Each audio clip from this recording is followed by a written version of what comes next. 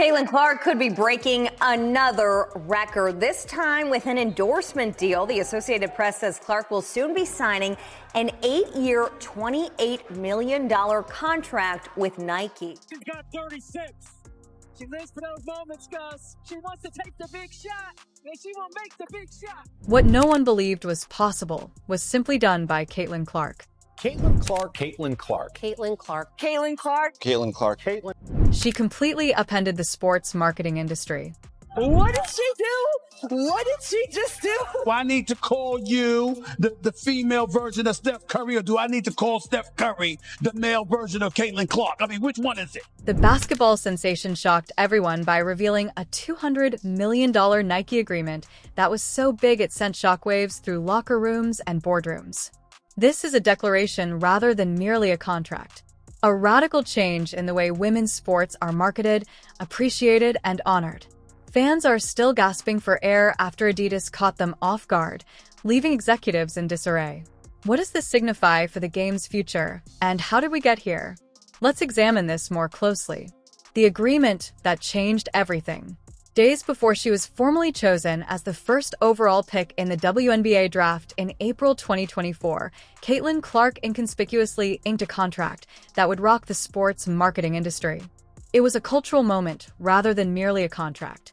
She became one of the best-paid female basketball players in history at the time of the deal, which was reportedly worth $28 million over 8 years.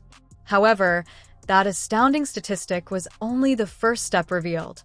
The sponsorship agreement with Nike wasn't your typical one. A very uncommon accomplishment in women's basketball was the widespread release of Clark's own signature shoe. There are only few WNBA icons who have ever attained that degree of market demand. However, Clark was already revising the regulations after graduating from the University of Iowa. The collaboration grew to encompass branded clothing, high-performance training equipment, and a strong marketing campaign that highlighted Clark's contagious enthusiasm and transformative ability in addition to the shoe line. Since her debut in the WNBA in May 2024, Caitlin's impact has been enormous. Her Indiana Fever jersey became the league's best-selling item in a matter of weeks. Over 1 million people watched each of her debut games on TV, breaking previous records and setting a new standard for the WNBA. She wasn't merely engaging in basketball play. She was attracting large crowds, promoting merchandise, and elevating women's sports to a prime-time position often occupied by male players. Big brands quickly noticed. Gatorade entered the market and matched its brand to Clark's unwavering work ethic and all-American charm. H&R Block participated in a campaign that deftly combined financial awareness with sports. Tech and wellness companies also started to show interest in partnering with the most successful athlete since Serena Williams. Clark wasn't merely accumulating endorsements. She was creating a vast empire. However, something even more seismic was developing behind the scenes. According to reports, Nike has returned to the table. The first $28 million agreement was now viewed as merely the beginning. In just 6 months, Clark's market value had tripled, according to analysts. According to internal sources, a renegotiated agreement involving long-term performance bonuses, equity incentives, and extended global rights was in the works, with a potential total worth of over $200 million.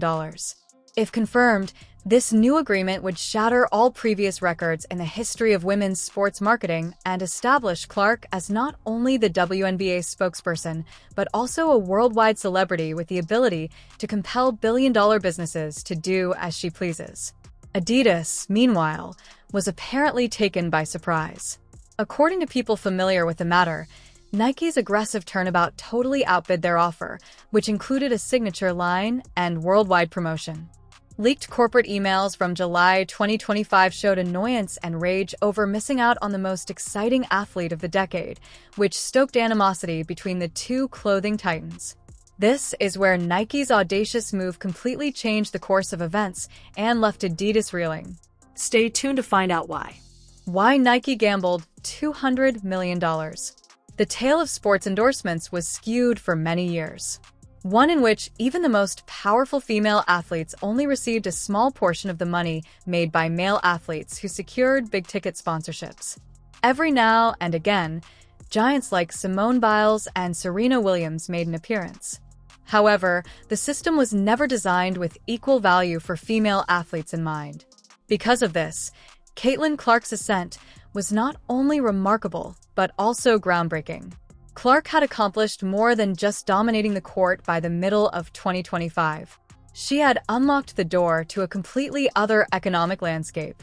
The $28 million price tag felt like a huge sum when she originally signed her Nike contract in April 2024, right before the WNBA draft. However, it was still based on outdated industry standards. Even the biggest names in women's sports at the time seldom ever came close to hitting such figures. Clark, on the other hand, disrupted the mold rather than merely fitting it. Every stage of her journey, from Iowa to Indiana, has defied history. One of the most watched WNBA debuts in league history was hers. All around the nation, her performances sold out of tickets. In order to see her shoot, fans waited for hours in Los Angeles, New York, and Chicago. Her jersey swiftly rose to the top of the 2024 NBA rookie sales charts for both male and female players, not only in the WNBA. This unexpected spike was driven by business, not only basketball. In addition to attracting followers, Clark was also generating income, which greatly attracted Nike's attention. In the past, the company has spent billions of dollars creating its basketball empire. From LeBron James' multi-billion-dollar lifetime contract to Michael Jordan's Air Jordans, Nike has perfected the technique of transforming sportsmen into cultural icons and product lines into multinational conglomerates. However, until recently, women were rarely in the forefront of that approach, which began to gradually shift with players like Breanna Stewart and Sabrina Ionescu. However, no one has sparked the kind of market mania that Clark did. Clark was at the heart of Nike's purported reassessment of their whole women's basketball investment portfolio by the summer of 2025. According to sources, the business's internal forecasts for Clark's clothing sales were destroyed in a matter of months. More quickly than any other WNBA player in Nike history, signature shoe prototypes were approved. Budgets for marketing were raised. Campaigns from around the world started to test her name in unexplored areas in Asia and Europe. The next step was daring and nearly unheard of. Nike reportedly started preparing a $200 million improved contract. It was a declaration to the whole sector. Clark was more than just a budding celebrity. She operated as a one-woman business. Furthermore, Nike had no intention of allowing Under Armour, Adidas, or Puma to come close. But there were still questions. Had Clark really paved the way for a new wave of high-end female sponsorships? Or was this a one-off miracle? And was Nike ready to stay ahead of a world that was beginning to view women's sports as the future rather than a niche? Has Caitlin Clark ignited a revolution in women's athletics since then? Or is this only the start? Continue to observe the conflict they believed they could prevail in. Adidas was a long-term player in women's sports for many years. Adidas established themselves as the brand of authenticity by emphasizing culture, lifestyle, and community, whereas Nike dominated news with ostentatious signings and lucrative shoe endorsement deals. Their tactic was to deliberately and subtly back athletes who were symbols rather than just celebrities. Tennis sensations, world-renowned soccer players, and up-and-coming WNBA players subtly starred in Adidas advertisements. Each was picked based on their values both on and off the court. However, their plan ran afoul of Caitlin Clark in early 2024. For years, Adidas has been monitoring Clark behind the scenes. There was more to her University of Iowa supremacy than just numbers. It had to do with motion. She wasn't engaged in any basketball games. She was altering how people viewed things. Adidas had already planned a daring proposal by April 2024 when the WNBA draft was about to take place. According to people close to the company, the plan called for a multi-year contract, international lifestyle advertisements, and a complete signature collection that would establish Clark as the face of a new Adidas era in women's basketball. Then everything came crashing down in one instant. With a rumored $28 million contract that they secured for Clark just prior to the draft, Nike moved in too quickly. The timing was what made it much more harsh for Adidas. According to insiders, Their team had been working on a larger counteroffer. They were prepared to go all in because they thought Clark was worth more. Nike, however, wasn't holding out to compete. They won by moving first. The wound had transformed into rage by July 2025. Nike wasn't merely clinging to Clark. They intended to step up their efforts. The sports world was rocked by rumors of a renegotiated $200 million mega deal. Adidas executives were in awe. They had not only lost out on a talent of a lifetime, but they were also seeing Nike become a dominant power in women's basketball as a result of her. This wasn't merely a lost endorsement for Adidas. It was a miscalculation. They had determined that the women's basketball market was one in which they might at last make significant progress. Nike had intended to dominate the next stage, one driven by women, after dominating the men's game for years with players like Michael Jordan, LeBron James, and Kevin Durant. That idea was supposed to be built around Clark. Furthermore, it went beyond Nike's gains. It had to do with Adidas's defeat. Locking up a star in sports marketing is about more than just making sales. It's about preventing your rivals from obtaining them. Nike had essentially closed the door by securing Clark ahead of schedule. Adidas now sees the ghost of a deal that should have been theirs every time Clark plays, every time her jersey sells out, and every time her face appears in a Gatorade or Nike advertisement. Adidas is enraged because of this. Not only because they lost, but also because they held on to the hope that they would win until the ink dried. How, therefore, did Nike manage to steal Caitlin Clark from Adidas? And why hasn't Adidas bounced back? This is something you won't want to miss. The digital tempest that caught Adidas off guard. Caitlin Clark wasn't the only person Adidas lost to Nike. They lost her to a sports marketing era that was entirely different. They didn't realize it until it was too late. Influence is the most potent weapon available to modern athletes in a world when sneakers and jerseys no longer sell themselves. Caitlin Clark was more than simply a top basketball player by the middle of 2025. She had a worldwide online presence. With millions of fans on YouTube, Instagram, and TikTok, previously Twitter, Clark didn't need press conferences to change people's minds. She was immediately increasing interaction, attention, and most importantly, sales with only one post, one highlight, and one behind-the-scenes glimpse. Her highlight reels became popular outside of the United States as well.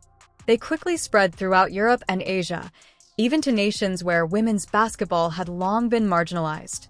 Nike recognized that Adidas was not moving quickly enough. Adidas made a crucial error in judgment.